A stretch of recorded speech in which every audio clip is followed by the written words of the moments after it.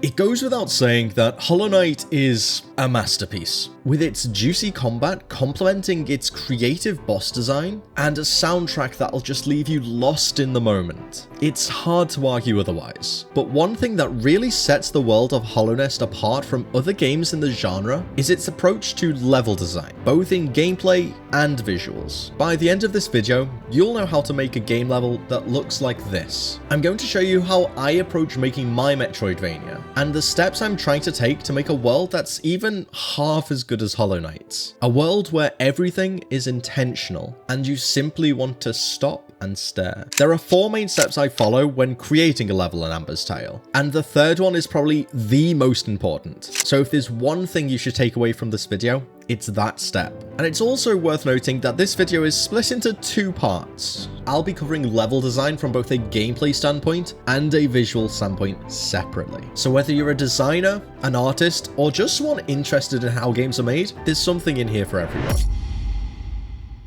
But first, step 0, I guess. Before we even start designing a level or creating game assets, we need to draft the map for the zone. Or even better, the entire game. We need to understand the context of what we're actually creating before we just jump into the game engine and do it. Take Hollow Knight, for example. If we were tasked with designing the Forgotten Crossroads, we'd need to know how it connects to the Crystal Peaks or Green Path. For example, what do we actually need to have unlocked before we enter those zones? What abilities do we need? And more importantly, what game mechanics do we need to have an understanding of?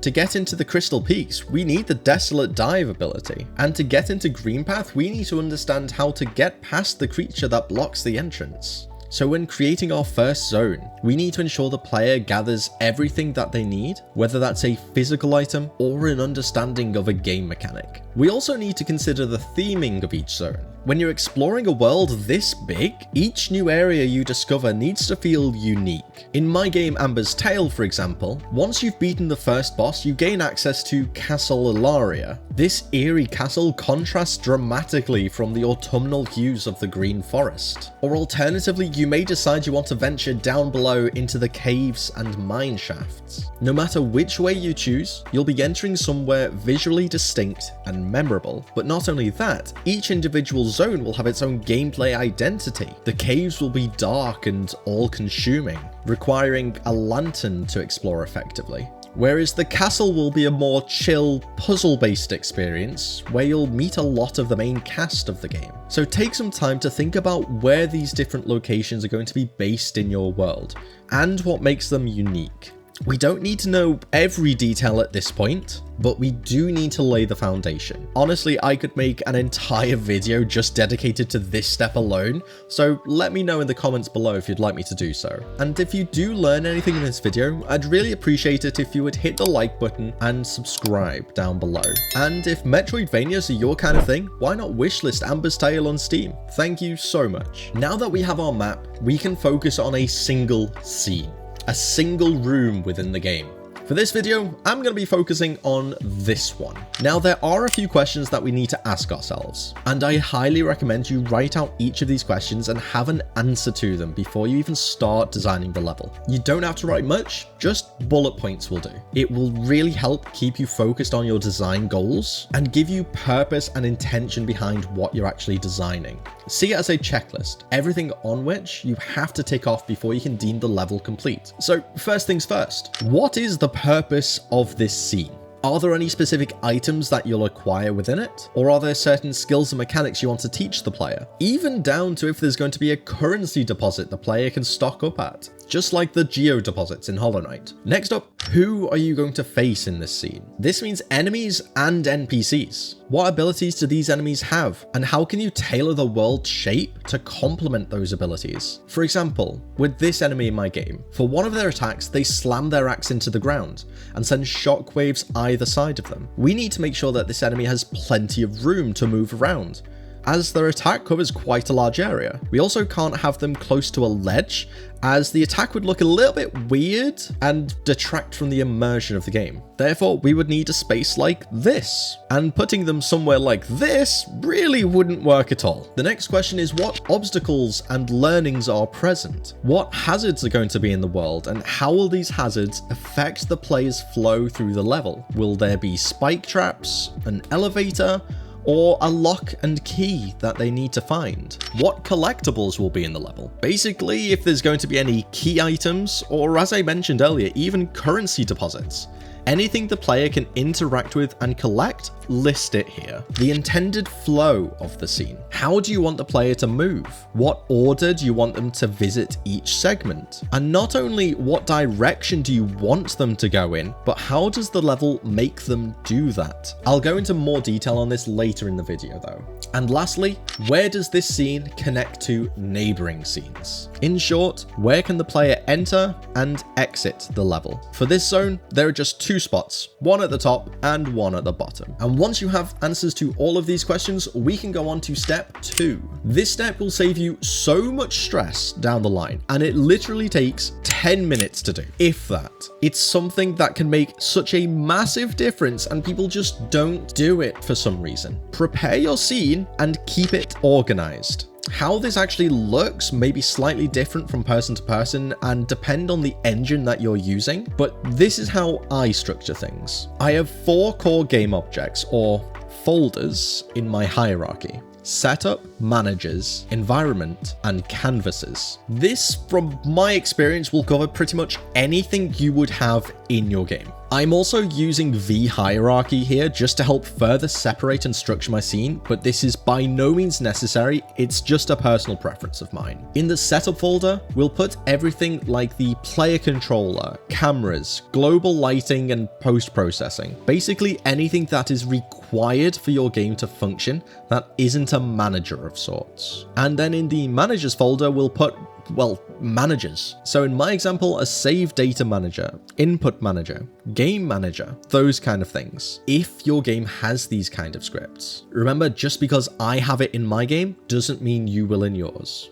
In the environment tab, you'll place anything that actually creates the world. And I like to break this down into subcategories as well, as this one can get pretty cluttered pretty quickly. Everything from tile maps to enemies to hazards you would find in the world. Keep them separated and keep it structured. And lastly, the canvas folder basically holds anything UI related for the most part. And that's it. 5 to 10 minutes and you've completed step 2. Just remember, a tidy hierarchy creates a tidy mind, and that just leaves more room for creativity. Now, the last thing you'll need to do before we actually move on to the third and most important step is just to gather all your resources for making the level. So have your checklist from step 1 to hand, your world map that we did in step 0, and any photo references, for example. It's always good to have something to take inspiration from. Now, step 3, grey box and testing. You'll be glad to know this is where we actually start making the levels. What I always like to do is start with some basic shapes. You can do this in many different ways depending on how your game is structured. For example, I use a tile map grid, but you can also just do this with basic sprites and connect them together. I start out with making the outline for the room according to the map you created. I find it also really helps to have other connected rooms open as well, just to apply a bit of context behind the size and scale of what you're doing. Now, this is going to be a very iterative process. You're going to test everything you do as you create it, making sure that everything works. Ask things like, can the player actually make this jump? Does it feel clunky? Would I be able to land this jump more consistently if I just made it slightly smaller? Do enemies have room to move around freely and use their abilities? And does the camera get stuck on walls or anything like that? And most importantly, refer back to your checklist. If you set a certain goal for this level, make sure you're intentionally designing the level to meet that goal.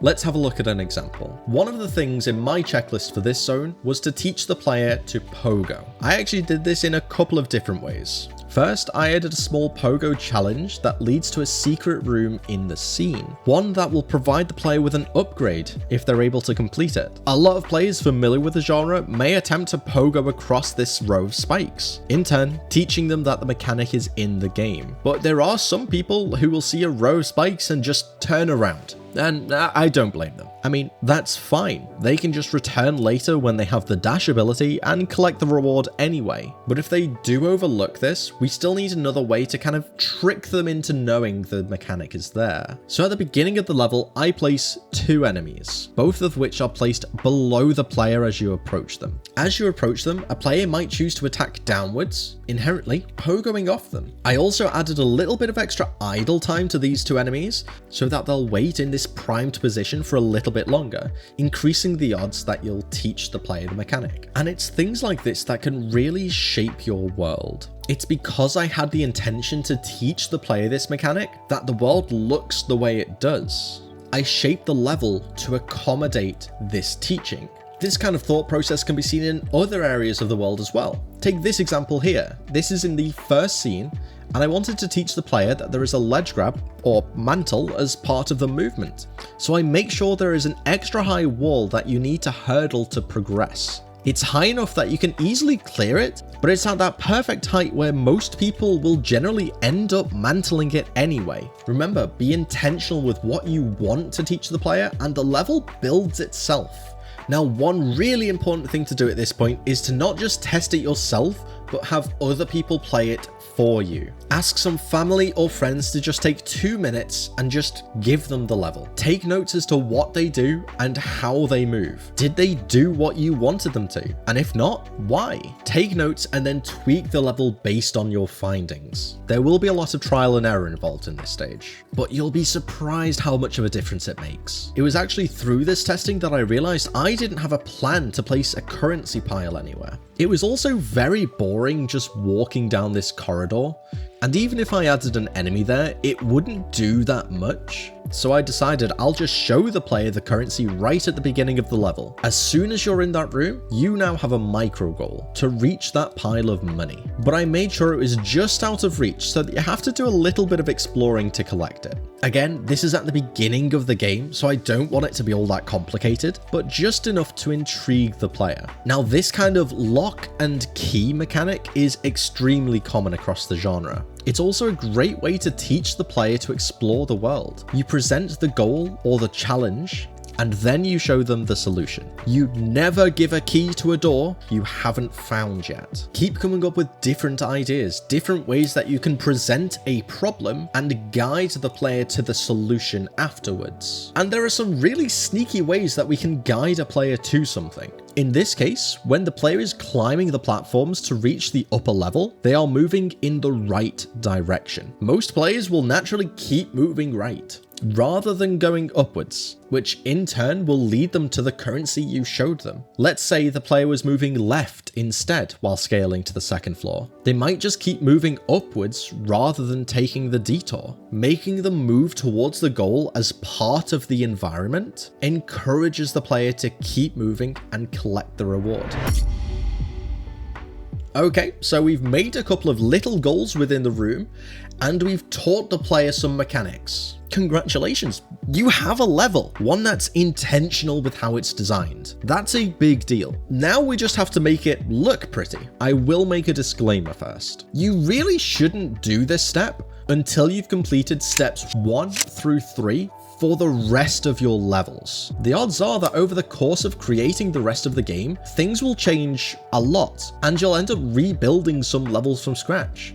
You don't want to have spent 3 hours decorating a zone just to realize you can't even use it anymore. That's a lot of time and effort down the drain, so please be careful. As tempting as it can be to make things look pretty right at the start, that should come later. For the sake of this video though, I'm gonna just ignore what I just said. This process doesn't have to be overwhelming whatsoever. You might look at a scene that's decorated like this and think there's a lot that goes into it, and there really isn't. You can make something that looks great with very few assets. Let's take a look at this small section of the map. There are less than 10 assets that build up this entire section. We have the tile map for both the ground and the grass, all of which is just a repeated texture. Moving into the midground, we have one bush sprite that I just resized and reshaped to make a couple of different variants. We also have 2 large rocks, and moving into the background layer, we have 2 trees, one big and one small, a semi-transparent white rectangle that acts as a fog layer, and the same bush and rock sprites, just recycled in a new context. And lastly, moving into the final background layer, we have the same trees, another fog layer, and some clouds all the way at the back. In total, that's 8 unique sprites, some of which we just have slight variations of so that they'll fit in different scenarios. 8 sprites, and you can make a reasonably complex looking scene. Naturally, you can then go in afterwards and add a few more focal pieces, for example, a few background assets, and maybe something to draw the eye to the foreground. But that's it. You can get away with a lot with very little. And this is great for us as designers. If we're able to use a small handful of sprites over and over again, it saves us so much time that we otherwise would have spent making dozens of unique looking assets. A lot of the time, less is more anyway. You don't want to make a scene that looks too busy. And if you keep things simple, when you do add something into the scene that's a little bit more detailed, you're naturally drawn to it. Another key part to consider is removing unnecessary space. There are a few different ways you can do this. In my other game, The Shattered Knight of Alaria, this is done with a single dark brown tile. This fills in the entire rest of the negative space. And then we add the odd brick texture here and there just to add context to the fact that you're in a castle. No details, just a flat color. In Amber's Tale, I do it slightly differently. Since a lot of my tiles are being recycled in a lot of different ways, I didn't want to add a black fade effect to the sprite itself. I use lighting to fix this issue. I take a freeform light and only light up anything that's in the scene that I want the player to see. Basically, the assets themselves. I'm essentially only lighting up the game space and leaving everything else dark.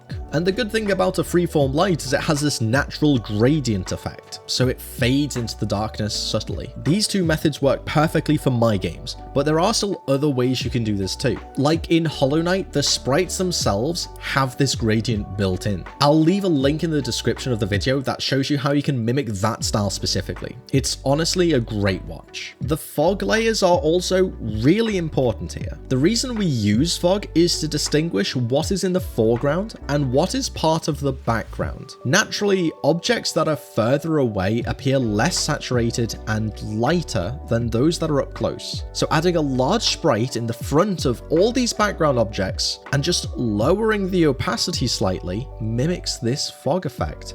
It also helps distinguish where the player is in the scene as well, as the player will be a much higher contrast than anything in the background. I go one step further and actually add a post-processing effect to anything on the background, giving it a very slight blur. This again really helps draw the eyes to the foreground assets. Adding a parallax effect also makes a huge difference as well. There are a few ways you can do this, but one of the easiest is to use a perspective camera and just move objects in the foreground closer to the camera and objects in the background further away from it. This basically makes it look like any objects in the distance are moving slower. Now, again, there'll be a lot of trial and error involved in this. Just remember to keep moving around as you place them and get a real feel for how it looks. Remember to keep it simple at the start and just add the focal points nearer the end. This can be something as small as a little animal, a statue, or even an enemy.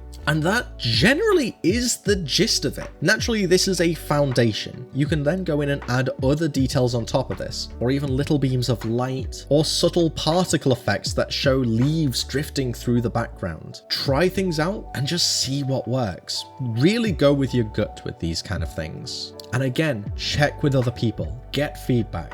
I will be making another video going into a lot more detail behind this. and the process of actually creating the assets and composing a scene. But with these basic principles, you can make a good looking scene. Now, if any of you have actually followed this advice, I'd love to see what you've created.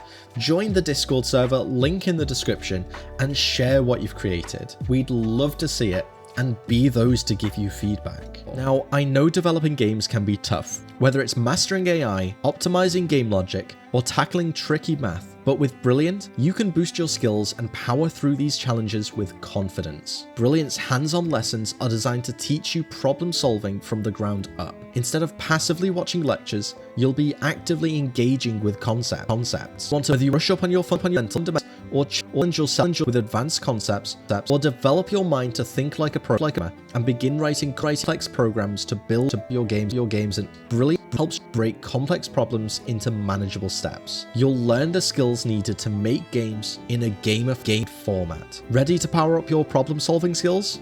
To try everything Brilliant has to offer for free for 30 days, visit brilliant.org/LazyTeaStudios or click the link in the description. Plus, you'll get 20% off an annual subscription. Also, a huge thank you to all the members on YouTube and Patreon, and a special shout out to Itzamogo for being a celestial backer. Thank you very, very for your support.